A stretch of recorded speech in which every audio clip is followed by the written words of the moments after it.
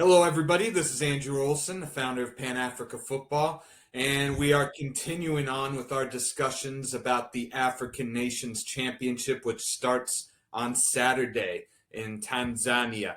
And today we're going to be talking about Group C and previewing Group C. Today we have a very special guest, as always, who's been with us for the last few discussions, Matar Mboj, former head coach of the Gambia under-20 national team and currently a transition coach at Danish club AC Horsens. Matar, excited to have you on board once again. Have been really enjoying these discussions with you. How is everything on your side this evening? All good with me, Andrew. Thanks for the invitation again. Always a pleasure to be here. We're going to be talking about an intriguing group, Group C, which contains host nation Uganda, co-host Uganda, Niger, Guinea, Algeria, and Bafana Bafana of South Africa. So, Matar, when you look at this group, what are your first impressions when you look at this group? Who are the favorites? What intrigues you about this group?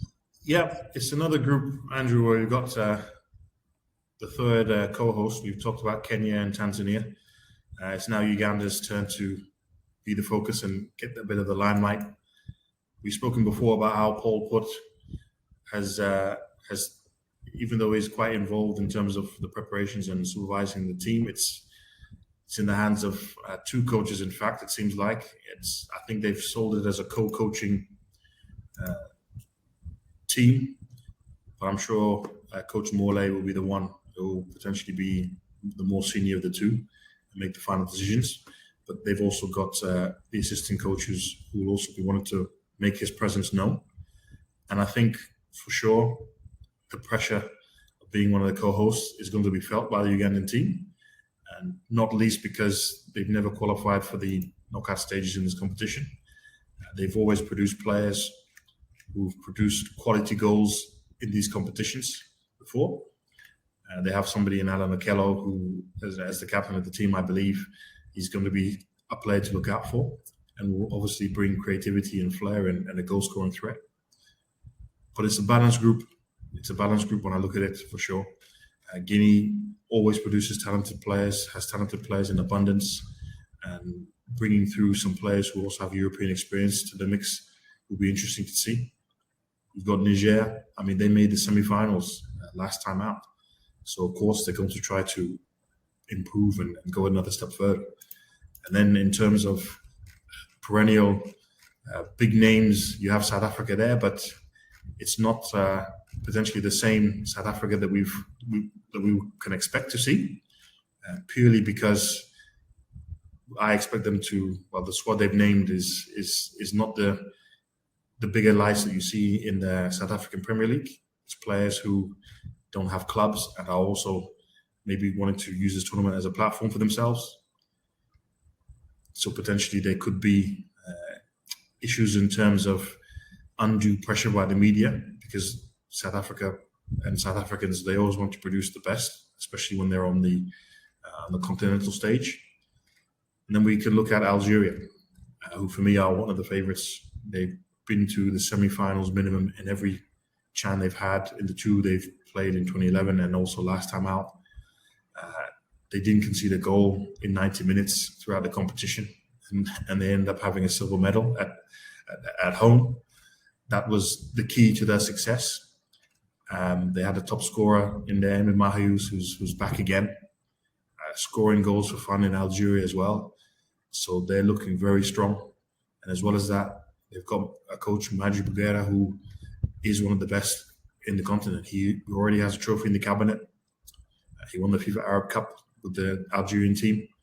And they will be going into this tournament saying that the silver medal guys, we've got that already, but it's not good enough. They're going to be aiming for the gold medal for this tournament without a shadow of a doubt. And, you mentioned co-host Uganda. This is a country that has been a frequent, regular sight at this African Nations Championship, but intriguingly, they've never made it out of the group stage. I believe it's 6 consecutive appearances where they've been knocked out of the group stage. They have a couple members on this team who are part of, one or two of those teams. Just what sort of pressure is this Crane side going to face to finally break that threshold and get into the knockout stage? Yeah, because I mean, the record is great when you look at the fact that this is their sixth appearance, so they've got talented footballers and they've managed to have a bit of pedigree in the tournament, but it's not good enough to not pass the group stage, to always go out after the group stage. I mean, traditionally, it's Uganda has been rising in African football. Their federation is actually doing a tremendous job in terms of a lot of talent ID, in terms of bringing through young talented players. The 20s, a few years back in the tournament I was in, they managed to reach the final and eventually grab second place. Their 17s have just qualified for the FIFA U17 World Cup. So the football there is on the upward trajectory. I think part of the reason why they've installed a coaching duo and been quite apparent about it with Coach Morley and Coach Fred Muhumuza, I think is to make sure all bases are covered. Because it's been 5 appearances where they just have not managed to crack the code in terms of winning enough games, getting enough points to get out of the group. And that's going to be their main objective for this tournament. I think for them, if they just get out of this group, I think that's going to be a success already for the team. As co-hosts, obviously, their fans will be demanding a lot more. But I think from the federation side, the coaching staff side, they need to crack this code and make sure that they're in the knockouts for this tournament. I think the key is just to kind of get that thrill of a knockout stage match, something where the supporters can get really excited, particularly since it's on home soil. But what's interesting is you mentioned this sort of coaching arrangement. You look at the videos, you see the team in training. It seems like you said, that Paul Putt is very much involved in some ways. It seems like he's the head coach. He seems like he's out there almost, just kind of keeping a very close eye on what's going on.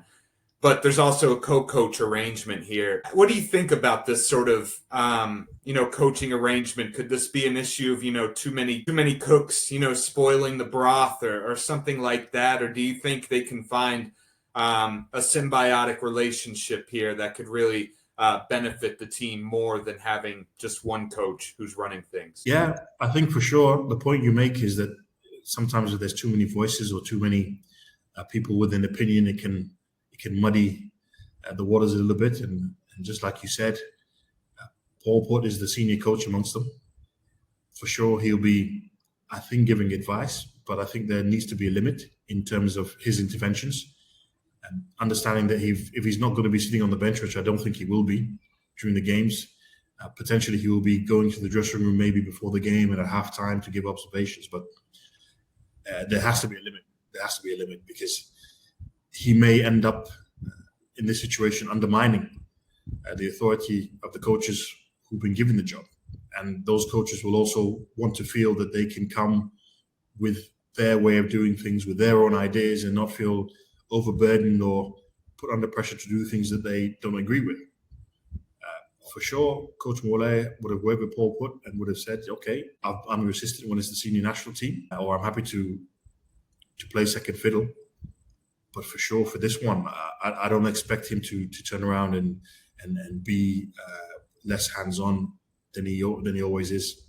I think he's going to want to take the reins. I think he's going to want to make sure everybody knows that he's in charge and his assistant coaches that they are the ones running the show. What invariably happens is that if things go wrong, maybe you won't see Paul Putt so much in the forefront because questions will be asked to say, well, what is he telling them? But trust me, if things are right, if results are positive, and all of a sudden the reports will come out. Oh yes, it's Paul Putt who's come out and he's told them this, he's told them that. It's just human nature and it's just how it goes. But I think you make a really good point.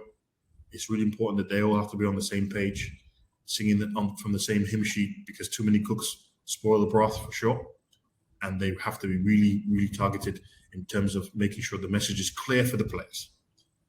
Because at the end of the day, the players don't want to be seeing, oh, it's Paul Putt the one doing this, so I need to do this to impress Paul Putt. But Coach Morley has asked me to do this. Why? And that's where things can get a little bit confusing for players. It'll be an interesting dynamic to study at this tournament and see if it works out for the Cranes.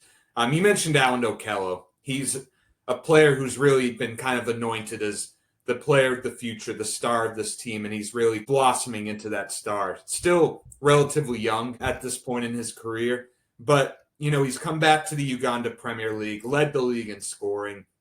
He's the clear number 10 playmaker in this team. He's going to be the set piece specialist. They're really going to be counting on him to provide that final ball, but also to score the goals. Do you think it's good to have a player to depend on that much for goals and goal creation? Or do you think there are some candidates, of course, in this Uganda team, some strikers who scored plenty of goals in the Uganda Premier League, but do you think it's necessarily a good thing to have a player who's so clearly the star and so clearly the playmaker like Alan Okello has for this role in the tournament? Yeah, good question. I think it can simplify the game plan in terms of in possession. So it could be where Alan Okello is really good at finding space between the lines in terms of getting on the ball. So there can be a game plan to try to find him in those pockets of space where he can do his damage, especially in that final third. But at the same time, opponents will be scouting Uganda and they'll be saying that this is their main man. Everything goes through him. If we can neutralize him, if we can nullify him, then we're going to be able to have more success in terms of containing the Uganda team. That can cause problems because the cynical side of me, I think any coach is going to send a player out to deliberately, let's say, injure or harm another opponent. But the players themselves will understand that, listen, if we can really make some tough challenges on this player, and maybe he won't be making too many offers to receive as he would because he'll want to not be part of the play. At the same time, if he's winning a lot of free kicks around the edge of the box, he's the prime candidate in terms of getting on the end of those free kicks. So they do also have to be careful. But I like the question just in terms of, I think it simplifies the game plan for the Uganda team, that they understand who is the main man. He will be free. He will have space. He's clever enough to find those spaces. And then it's a case of just making sure that he can get on the ball as much as possible, particularly in the final third. I think when they're building up, when they're going through the thirds, or if they're playing a little bit more direct, maybe he can be there for the second balls. But I think there is a clear game plan in terms of how to get the best out of the Uganda team, and Alan Okello is a big part of that.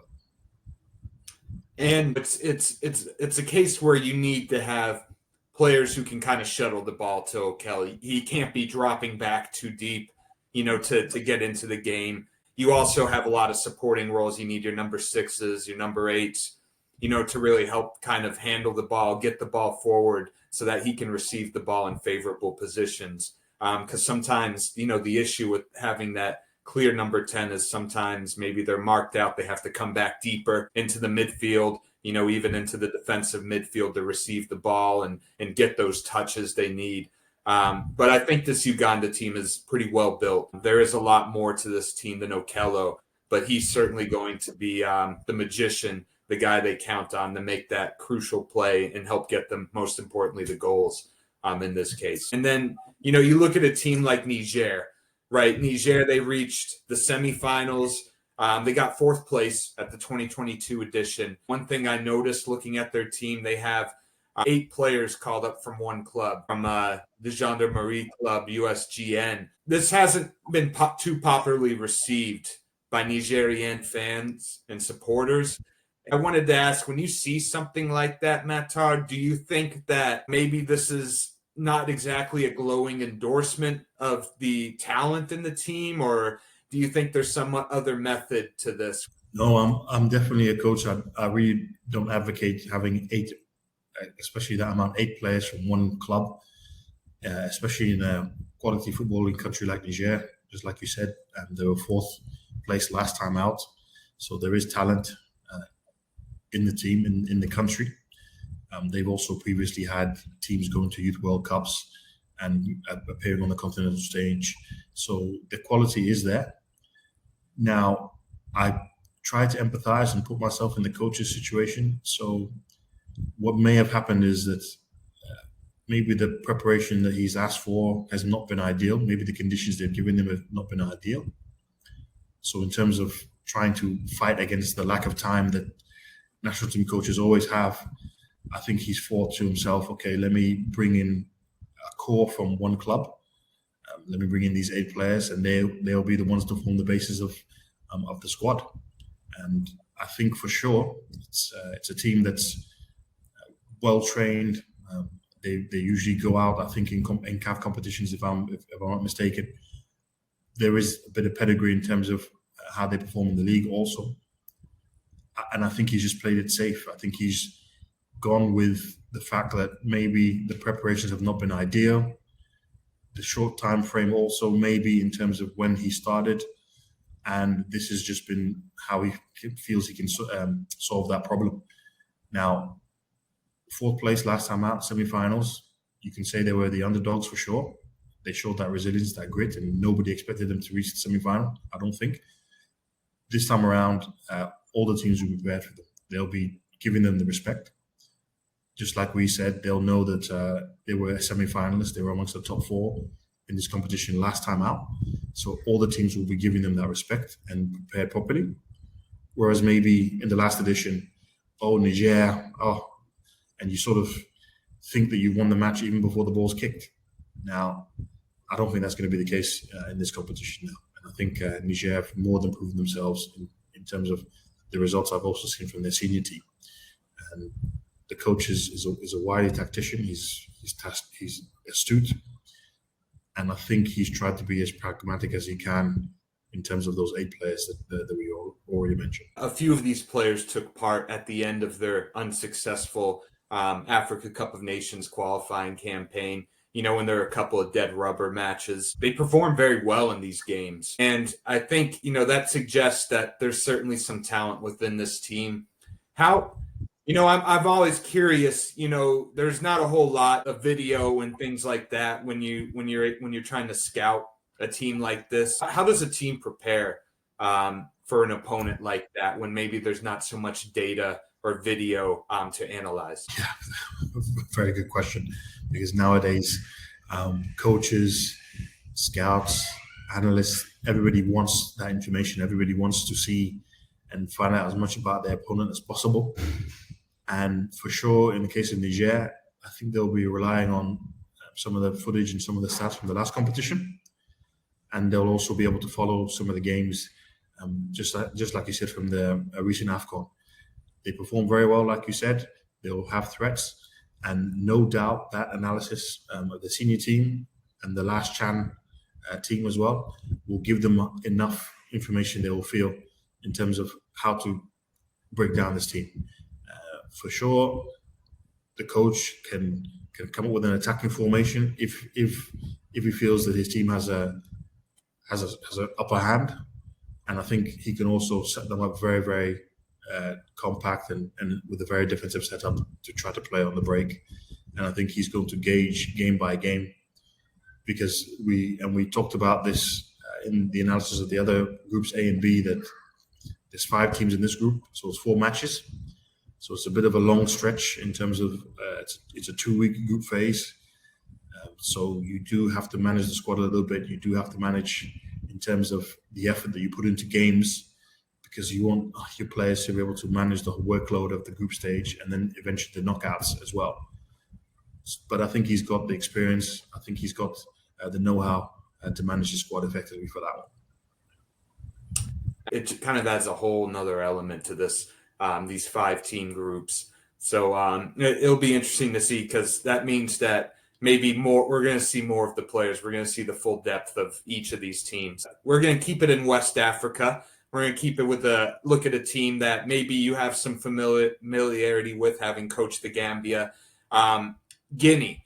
This is a team that's, when they've made it to the Chan, they've done well. They made it to the quarterfinals twice. This is a team that a nation that has a club like Horoya, which has kind of faded a bit. They returned to the top recently, but plenty of good clubs, very high level of football, produced some very good players. One player that stood out to me when I looked at this team was Ibrahima Sori Sankon, a central midfielder this is going to be his 3rd Chan. Very interesting. He came up at Horoya. He went off to Belgium for a few years, for 4 years, I believe. 5 years. He's had this European experience in the top flight, second division of Belgium, and now he's coming back. And you have to expect him to be a senior leader on this team. How important is it to have a player like that, particularly in the base of your midfield, to kind of guide and help out the other players and be a leader on this team? Great point, because his position on the field is what's going to really maximize his effectiveness as a midfield six, defensive midfielder. Even if the shackles are released a little bit and is more box to box, I think he's in an ideal position to influence the team. Not least the experience that you already talked about that he's already has as a professional, which I'm sure is going to bring to the table. All the players we wanted to pick his brain in terms of achieving success at this tournament and then eventually getting a contract in Europe. He'll be explaining some of the nuances that he's gone through in terms of don't try to do too much, don't try to dribble past 3 players and 4 players. That's not what scouts are looking for. Scouts are looking for that hunger, that desire. They want to see that mentally you're prepared. They want to see that you are tactically disciplined. They want to understand and see that you can follow the instructions of your coach. They want to see that you are making recovery runs, that you're running until there's nothing left in the tank. So he's in a really good position to give that experience, lend that knowledge to his teammates, and I really think they're going to take that on board, and that makes, for me, Guinea dangerous, and they're actually one of the teams that I think will actually do well in this tournament, because, like you said, having come across Guinea at 20s level, of course, played them, had really good contests, come out on top, but they are really, really talented players. It's alongside the Gambia, Senegal, Mali. Guinea has phenomenally talented players, and it's a gift for the country that they have such high-level players.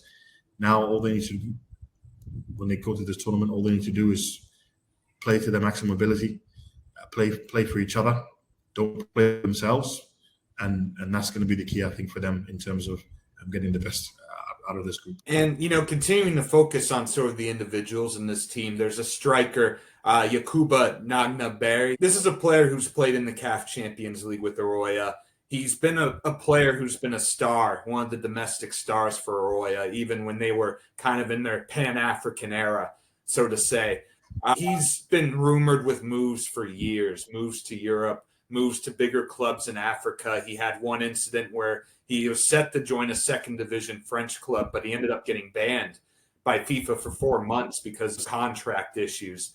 With this Chan, he's played at the Chan before with Guinea, the one in Cameroon. What sort of mentality does a player like that, who's come so close, who's flirted with this move abroad, and now this, considering we've discussed how big a stage this Chan is compared to past editions, what sort of mentality does a player like that have coming into this tournament when it might really be the last chance for a big move, considering he's coming towards the end of his 20s now? Yeah, I think for him, he really needs to embrace this opportunity. It's a really big opportunity. And of course, having competed in previous Chan editions, I can safely say I think this one will be is the biggest Chan that's ever been held, already with a number of teams. But I also think the prestige it's never been this highly regarded across the continent as it is now. For sure, scouts will be following. For sure, scouts from European teams will be based in the tournament. And he can have that second chance, another chance to head back to Europe or anywhere in the world to have that professional contract. Playing for Horaya also gives you that prestige. He's played for the biggest team in Guinea, one of the biggest teams in Africa, in fact. So he's got the proven background and he's tried and he's tested. He's got the potential to be the tournament top scorer. And for sure, if he finishes the tournament with a high number of goals, good tournament, Guinea progresses well, then I'm sure he is going to have offers knocking on his door, and hopefully he'll be able to concentrate on that, think about those things, and look at what's ahead of him instead of worrying about too much about what's happened in the past that you cannot do anything about now. All you can do is, when you go out on the field for these 4 group matches, when the chances come, put them away again and again and again and again. Go as far as you can in the tournament, and I'm sure the opportunities will come for him, without a doubt. And so it sounds like you think very highly of this Ghanaian team. When we look at the group and who's going to progress from this group, you have to presume that Algeria is probably the favorite to win this group. Uganda's going to have their eyes on a spot, of course. Do you think Guinea is that team to kind of spoil that opportunity for Uganda? Yeah, and a big part of the reason is the mentality aspect. Having worked with players from West Africa and players from East Africa, there is a clear difference in terms of the hunger and the mentality. West African players just have that desire. They just have that really insatiable thirst to just do the best that they possibly can, and it's relentless. They don't want to stop.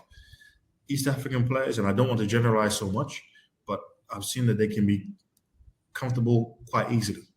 And when things go wrong, when they have to face adversity, they don't necessarily push through and run through the wall.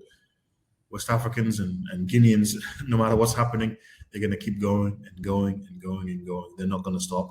And I think that's one of the key things in terms of when I look at the balance of the team, the group. I even think that Niger has that above the Ugandans. And I think the West African teams, Niger and Guinea, have that above the South Africans that maybe we'll see.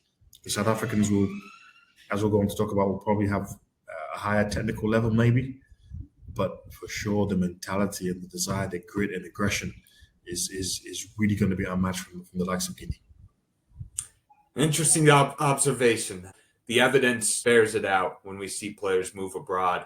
And that's something, having spoken to a lot of East Africans about, they're always asking why aren't our players making it in Europe and things like that. That certainly sounds like a very plausible explanation for why. Because as we know, it's so difficult when you have to go to Europe. There's nothing given to you if you're an African player. You have to prove yourself amongst all the talented domestic players in each of these European leagues. So interesting observation. Now we want to turn our attention to who I would presume are the group favorites, and that's Algeria, the runners-up. Very disappointed, obviously, not to have won the tournament on home soil, the 2022 edition. And this team is clearly on a mission. This team is experienced. So many familiar faces that we've seen in CAF Champions League, all evenly distributed from the top clubs in the nation. And of course, like you mentioned, there's the coach, Maji Bouguera, who's spent a long time in coaching terms with this setup as sort of the Olympic coach, the B team coach, if you will, of Algeria. And such an impressive pedigree as a player who played in Europe for so long. Excellent defensive midfielder, defender. What kind of mentality and level of is he going to instill in this team, and what kind of level of respect is he going to get from the players in this Algeria team? No, he commands the respect, exactly as you said, because of the career that he's had. So when these players in the Algeria Chan team, if they want to understand someone who's walked the walk and knows exactly the level that they're trying to get to and how to get there, they need to listen to their coach. Maji Bouguera is one of the best coaches in Africa, without a doubt. He's with his record, he's proven himself, and not only that, when you look at the way that his team plays, to play a tournament and not concede a single goal, you have to really be doing the work on the training ground. It doesn't come by accident. It doesn't come by luck. It's by design. And to play, as I said, 6 matches and not concede it was a really phenomenal effort. The fact that they got silver medal is because that's how penalty shootouts work. Anything could happen. Either team could win. But for sure, this tournament is where they could potentially get that redemption. If the pain of losing at home on penalties in the final in the tournament where they didn't concede a goal, where they had the tournament top scorer, if there was any injustice in that, I think this tournament is a big opportunity for them to come out and say, we're going to go for the gold medal. I put them as one of the best teams of the competition. I think they will reach the final. And for sure, they will be tested. They will have difficult games because every opponent will be worried about the quality of Algeria, and all the teams will know that this is one of the favourites. But for sure, having watched them also when they played the Gambia in over 2 legs, comfortable, again, didn't concede. But the style of football and the style of play was just at a very, very high level. Maji Bouguera, he could be coaching at the highest level in Europe for sure, from what I've seen. And you mentioned the striker Ayman Mahious, who was the leading scorer at the 2022 edition, really broke out into the spotlight, got a move to Europe, went to Switzerland for a little while. He's come back to Algeria, was amongst the top scorers. He was just behind the prodigy Adil Boubina, who was set to be a part of this team, but he left for Al Duhail in Qatar. So now this is Mahius' team as far as being the number one option up top. Already established at both club and national team as a potent striker. Relaxed will Maji Bouguera be just having such an established striker, a guy who can kind of handle the beating, who's physically imposing? How much of an advantage is it for a coach to have a card like that to play in this team? And that's the secret. This number, well, the number 9, I think he's squad number 18, but the striker that they've got has been the key. And I struggle to understand why he's still playing in Algeria, in the Algerian league. This is a Ligue 1 striker for me. I think he could comfortably score goals in Ligue 1 in Belgium, maybe even in more competitive leagues also. Like you said, he's got the full package, imposing, good timing, just can smell a goal. Those players who understands where the ball's going to end up and then invariably ends up at the right place at the right time for the finishes. Record speaks for itself.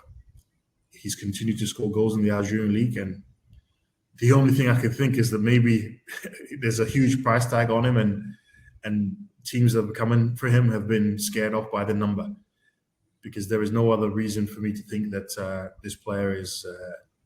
No one can tell me that he's not good enough to play in Europe. I think he is, and I think for sure, maybe if he has another quality tournament, maybe those teams that have come knocking before, they may think, you know what, he's done it twice now and consistently. The data is going to be good in terms of goals scored, in terms of XG, in terms of goals to game ratio, goals per 90 minutes. The stats are going to be there. But it's just financially whether the club in Algeria is going to accept some of these offers. And I have no doubt if Algeria has a quality tournament, as I expect them to do, they reach the final, it's because Ayman Mahious has been scoring goals, just like he did last time out. And I have no doubt that he's going to eventually find a move to Europe for sure. It's always interesting to study that transfer dynamic. That's something I've been studying the last few years. Why do we not see many players from the top clubs in North Africa go to Europe? And I think so many clubs around the world, they don't understand just how well paid these players are and how good they have it up there. I remember speaking about Ibrahim Adel, the Pyramids winger, who just made a big move to the Middle East. And MLS teams were interested in him. And I said, well, are you guys ready to pay, 10 million or, some exorbitant fee where they think, oh, maybe we can get this guy for $2 million US dollars, 2 million euros. And then once they reach out the Pyramids, they understand very quickly that price tag, he's priceless, unless you really bring the money. So I think that's the case as well in countries like Algeria, Morocco, and that's why we tend to see them, if they move abroad, they tend to go to the Middle East rather than Europe. But a player like Mahious, he's an English coach's dream, when they think of that traditional number 9 we hear about so much. He's so powerful, and he really certainly has all the tools to thrive in that role. And he did have some success in Switzerland. He had a reasonable goal scoring rate. It's an interesting dynamic to study, and that's something I've become more familiar with, is just how untouchable some of these players are in North Africa and why it's really inconvenient for European clubs, especially when you go down to Switzerland, Belgium, maybe not these top 4 leagues, why they don't end up signing them. Agreed. Yeah, fully agree. And then when you talk about the financial package, because they're on the big wages, so then you have to make sure that the player's on a higher salary than what he is now, because otherwise he's not going to move. Then invariably you'll have agent fees to take care of, and as well as the transfer fee. So the whole financial package can be quite a lot. I think you hit the nail on the head. It's about expectations. So they'll think that, we can get him for 2 or 3 million. Then it's like, no, the bidding starts at 10 million. Then it's like, whoa, then it's 3 times what our budget was for this player, what we thought would be the right number for this player. But if he carries on scoring the goals, I think you're right. It could be Europe. It could be the Middle East as well. And for this team, this last team we're going to discuss, I've really wanted to discuss this team, South Africa, Bafana Bafana. Such an interesting squad announcement when we saw it. We got 14 players on this team who are free agents. It's clear. I don't think I'm saying anything controversial when we say that South Africa is not bringing their best for this tournament. And I would say the only reason that they qualified for this tournament is that they met an Egypt side in qualifying who took it even less seriously. So when you look at the South Africa team and you think about what their prospects are, or what they're trying to achieve at this tournament, what comes to mind? What do you think is the goal for Molefi and Seki and in this team when they come in? Do you think they have a chance of progressing from the group, or just what are they trying to achieve here? Yeah, for me, it's I don't agree with it. I really don't like it. South Africa is one of the examples to follow in terms of Super League, great running league in terms of finances, also in terms of some of the biggest teams on the continent, well followed. Chiefs, Sundowns, Pirates, more emerging teams as well. They always make a good footprint on CAF competitions. Their national team did so well at the last AFCON. Their U20s are the champions of Africa. They've got, the 17s going to World Cups, 20s going to World Cups. Senior team is on the verge of going to the World Cup. Their women's team is also vibrant and active, but this one is really tough to swallow because it's about respect in terms of the people who could have been there, in terms of the teams who could have been there. And I know you mentioned Egypt, and maybe CAF needs to look at the rules a little bit, because you don't want to replace a team or have a choice between South Africa and Egypt, two teams who are not going to take the competition seriously. Because what happens to the level of respecting, like I said, the competition, respecting your opponents, respecting African football. I can name you every single country who didn't qualify. They would love to be there in South Africa's place. And they'll be taking players who are playing within their league, who are competitive, who are active, and who can bring a more competitive level to what South Africans, I believe, will bring. Now, players who are free agents, yeah, of course, maybe they've lost a little bit of their fitness, and of course they're not going to be as match fit as if they were in a club. But maybe the coaches have had a plan in place where the sports science team, the fitness coaches, have tried to get the players up to speed so they can cope with the demands. Of those free agents also, I think it's going to be a very careful and methodological approach in terms of bringing them to play, because already the headlines are written. The negative headlines are written, especially if things go wrong. So it's a delicate one. As I said, I'm not happy with it at all. I'm not comfortable with it. The president of CAF is South African, and Dr. Patrice Motsepe has done a phenomenal job. He's done his bit, I feel, in terms of presiding and increasing the prize money of CHAN, giving the visibility, giving the sponsorships. I think he's doing everything that he can.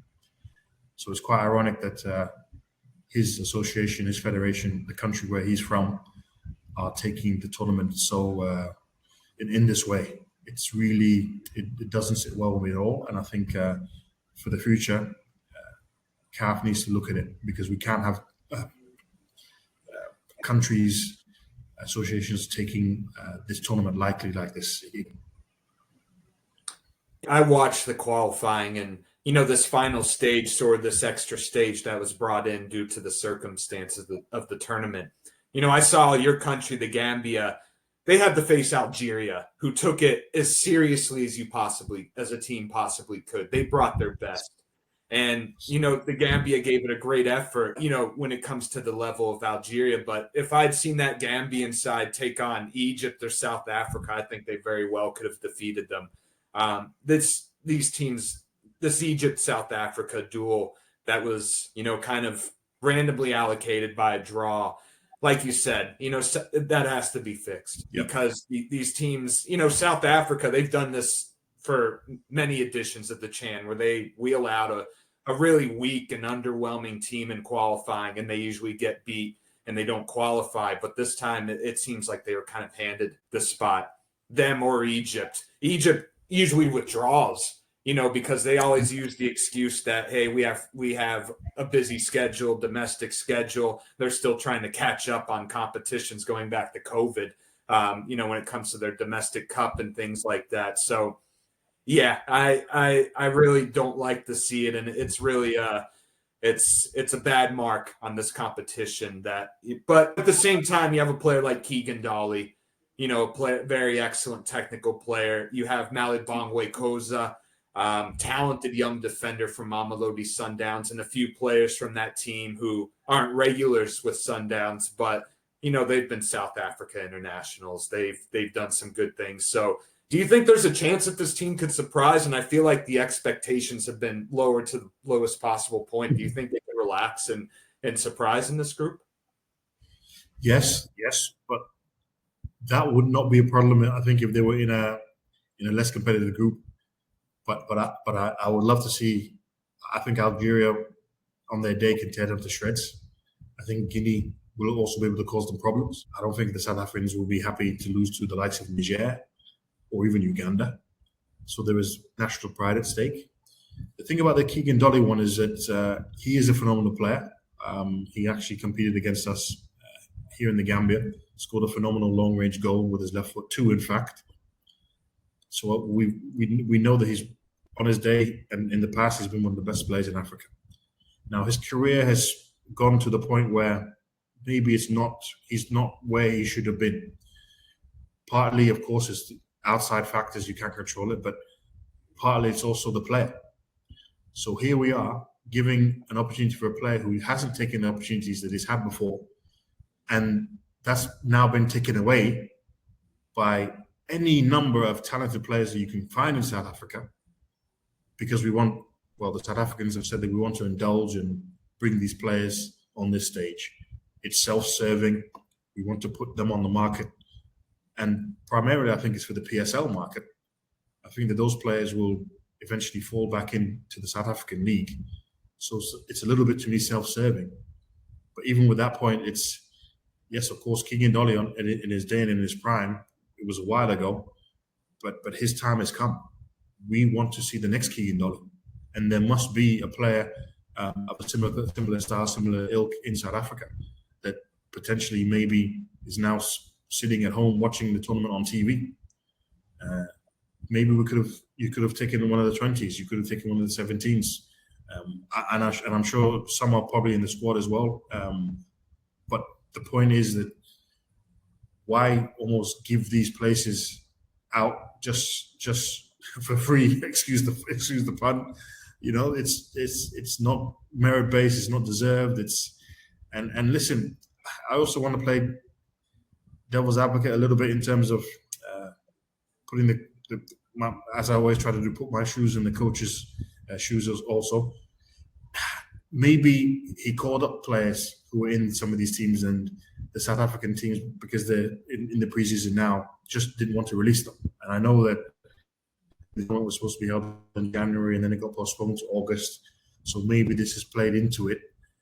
I'm sure that's probably one of the factors. And then the coach has turned around and maybe the South African Federation has supported it because they've said, well, this is not our problem. This is CAF's scheduling issue, and we can't get the players out of the clubs. Simply, we can't. And I think it will be the same thing for Egypt. But why can Algeria, why can Morocco bring out these players, but these other countries can't? Yeah. It's inconceivable to me that there, like you said, there's a whole lot of players from, maybe not Sundowns, Orlando Pirates, and Kaiser Chiefs, but from TS Galaxy, from some of the other clubs. They would love to be here at this tournament. I feel like that's such an opportunity. It has to be some sort of PSL agreement, something between the PSL and SAFA. We know that they've clashed at times, these two entities in South Africa. So that can be the only explanation to me, is that there's some sort of handshake agreement or something like that. But then again, you still have some players from Sundowns. It's Something's got something. There's got to be somebody's got to investigate that. That's what I'm trying to say. There's got to be some sort of answer or just some sort of explanation we can get to clear that up because yeah, I find it impossible to believe that there's a whole bunch of players at Amazulu or Polokwane City or all the other clubs in in the top flight of South Africa who would love to be there and have an opportunity to impress the scouts who are going to be watching. We've heard the excuse from Egypt. They say it's too busy in the domestic club schedule. But yeah, I still haven't heard a clear answer about why this happens with South Africa. So I hope we find out something or there's some sort of explanation because it's definitely, it kind of spoils this tournament a bit. Agreed. It's a sour taste for me because with all the attention and the focus and the added prestige, added prize money, and of all the teams of all the countries South Africa are doing this, it doesn't sit well at all. But, they need to figure it out, like you said, so it doesn't happen again for sure. Absolutely. All right, Matar. It's that time. We got to pick teams to advance. I have a feeling we might have some disappointed Ugandan viewers here. But who do you see advancing out of this group? Two teams. Yeah, sorry, Ugandans. I think the record of not qualifying for the knockouts and getting out of the group will continue. I believe Algeria, as I said, I think they're one of the two best teams in the competition. They're through, and I think that Guinea will also make it out. You know what? I'm going with the Cranes. I think Uganda's going to get out of this group. I believe in them. We'll see. I could look like a fool, but I'm going to go Uganda and Algeria. I think that home support's going to be fierce. Uganda has proven to be a very potent team at home when they're playing in front of the home supporters.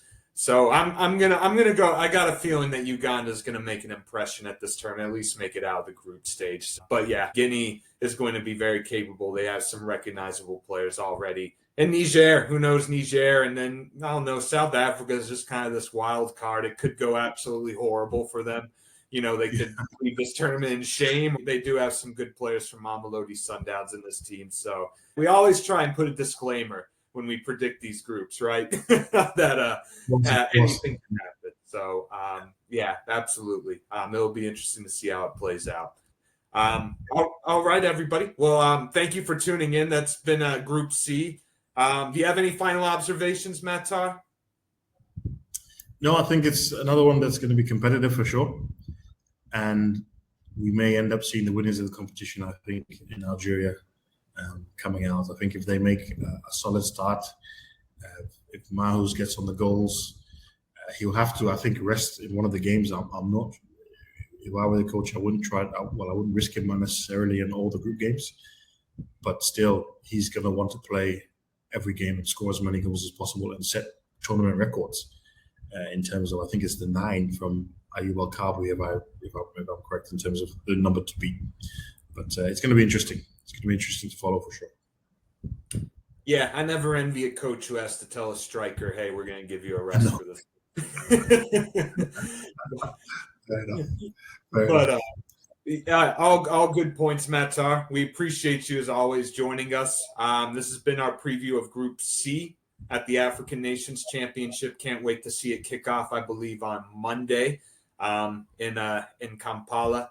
So, yeah, it'll be interesting to see how it goes. Thank you all very much for tuning in. And for Matar, we appreciate having you with us. And, yeah, stay tuned. We'll be previewing Group D and check out our previews of Group A, Group B, as well as our topical discussions. Thank you very much. We'll see you next time.